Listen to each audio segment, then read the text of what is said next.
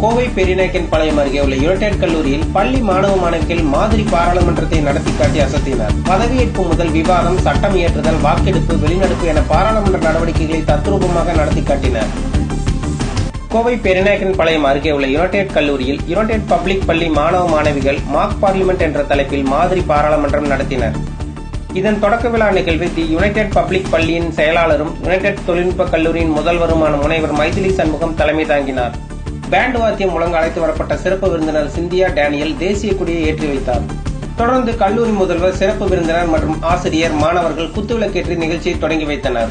முதல் நிகழ்வாக இந்திய பாராளுமன்றத்தின் அமைப்பு குறித்து மாணவ மாணவிகள் காணொலி காட்சி மூலம் விளக்கினர். இந்நிகழ்ச்சிகளை பள்ளி மாணவிகள் தொகுத்து வழங்கினர். இதில் கல்லூரி அரங்கில் பாராளுமன்ற உள்ளரங்கு போன்று வடிவமைத்து பிரதமர் மோடி, உள்துறை அமைச்சர் அமித்ஷா, நிதியமைச்சர் நிர்மலா சீதாராமன் உள்ளிட்ட பல துறை அமைச்சர்கள் வேடங்களில் மாணவ மாணவிகள் அமர்ந்திருந்தனர். அதேபோல் எதிர்க்கட்சி வரிசையில் ராகுல் காந்தி, பிரியங்கா காந்தி, கனிமொழி உள்ளிட்டவர் வேடங்களில் மாணவ மாணவிகள் அமர்ந்திருந்தனர்.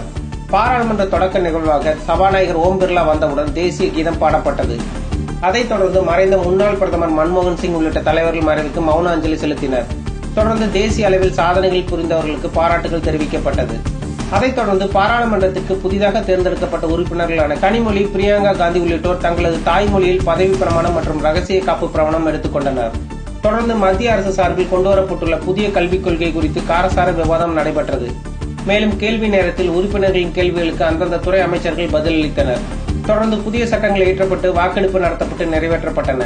இந்திய பாராளுமன்றம் எவ்வாறு நடைபெறுகிறது என்பதை மாணவ மாணவிகள் தத்ரூபமாக பதவியேற்பு முதல் விவாதம், சட்டமியற்றுதல், வாக்கெடுப்பு, வெளிநடப்பு என பாராளுமன்ற நடவடிக்கைகளை தத்ரூபமாக நடத்தி காட்டியதை யுனைடெட் பள்ளி மாணவ மாணவிகள் கண்டு ரசித்தனர்.